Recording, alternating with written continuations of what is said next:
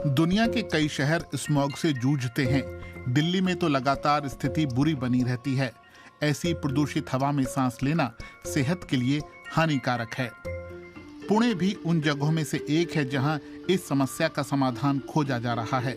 ये भारत के सबसे महत्वपूर्ण औद्योगिक केंद्रों में से एक है। फिर भी देश के कई शानदार ग्रीन प्रोजेक्ट्स यहाँ चल रहे हैं, जैसे कि वन अर्थ कैंपस। ये अक्षय ऊर्जा कंपनी सुज़लोन अर्थ का मुख्यालय है। भारत में कांच की ऊंची इमारतें बनाने का बहुत चलन था और उनके लिए बहुत अवसर भी थे, लेकिन तब कंपनी के चेयरमैन और मैनेजमेंट ने फैसला किया कि वो पारंपरिक निर्माण क्यों करें। अक्षय ऊर्जा कंपनी होने के नाते उन्होंने कुछ ऐसा रचने की ठानी जो सबके लिए मिसाल हो, और यहीं से सारी कहानी शुरू हुई। ये परिसर ऊर्जा के मामले में आत्मनिर्भर है, जहां बारिश का पानी जमा करने और ग्रे वाटर रिसाइकलिंग की सुविधा है। आज यहाँ काफी हरियाली है। 20 साल पहले ऐसा नहीं था जब ये इमारत बनी थी। अब चलते हैं जर्मनी, जहाँ बर्लिन जैसे शहरों में खूब पार्क हैं। प्रदूषण को लेकर नियम भी सख्त हैं, फिर भी यहाँ वायु प्रदूषण है। जर्मनी के कई शहर तो डीजल से चलने वाले वाहनों पर पाबंदी लगा चुके हैं। ये प्रोजेक्ट समाधान का हिस्सा हो सकता है, जिसमें छोटे जंगल बेचे जाते हैं। सैद्धांतिक तौर पर यह शहर में लाया गया प्राचीन जंगल का एक टुकड़ा है। 1960 के दशक में जापानी जीव विज्ञानी अरिका मियावाकी ने ये तकनीक विकसित की थी। ये प्रकृति जंगल और प्राचीन जंगल की तरह बनने की कोशिश करता है, यानी ये शहरों में अमूमन पाए जाने वाले अकेले पेड़ों की तरह नहीं, बल्कि पेड़ों के एक समूह की तरह होता है, और इसके बहुत फायदे हैं। जैसे कि यहाँ कोलोन में एक रियल एस्टेट कंपनी ने खाली पड़ी जमीन पर छोटा जंगल बसाने का फैसला किया है।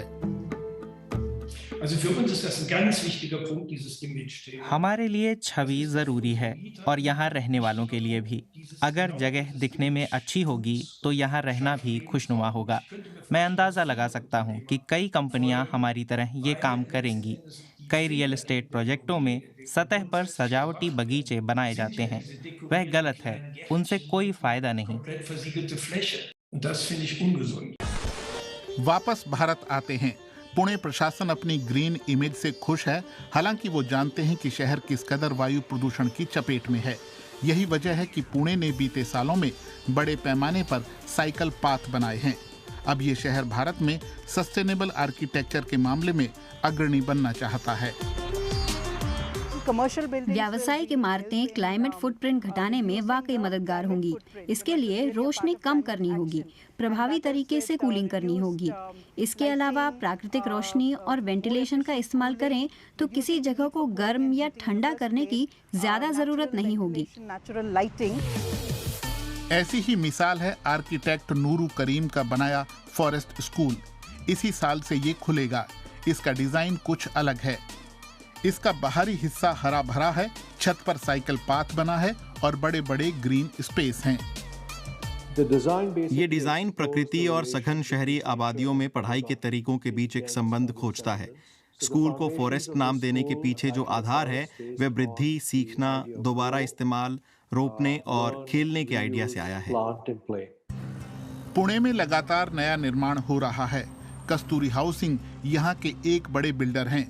कंपनी के निदेशक का कहना है कि ग्रीन आर्किटेक्चर में भी मुनाफा है। By nature, we are not स्वभाव से हम सस्टेनेबल नहीं हैं। आखिर में हम कंक्रीट और स्टील के बड़े बड़े स्तंभ ही खड़े कर रहे हैं, और हम जानते हैं कि स्टील का खनन या कंक्रीट में इस्तेमाल हुआ सामान सस्टेनेबल नहीं है। लेकिन जिस तरह हम बिल्डिंग डिजाइन करते हैं उससे लंबा टिकेंगी। ऐसा करने का एक तरीका है कि हम ज्यादा से ज्यादा रोशनी को अंदर आने दें।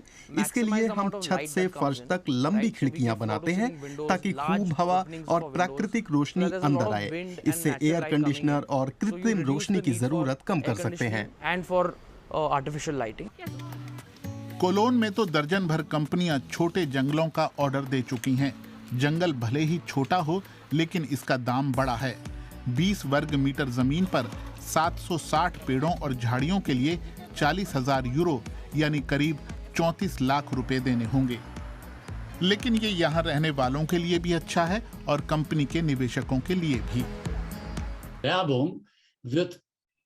बेचने के लिहाज से हरा भरा और इको फ्रेंडली होना अच्छा है। जो कंपनियां हरे भरे परिवेश और असली टिकाऊपन पर जोर देंगी, वही ग्राहकों और समुदाय को ज्यादा लुभा पाएंगी। कोई नहीं जानता कि भविष्य में ग्रीन शहर कैसे दिखेंगे, लेकिन छोटे जंगल और सस्टेनेबल डिजाइन शहरों की हवा सुधारने में अपना योगदान देते रहेंगे, भले ही भारत हो या जर्मनी।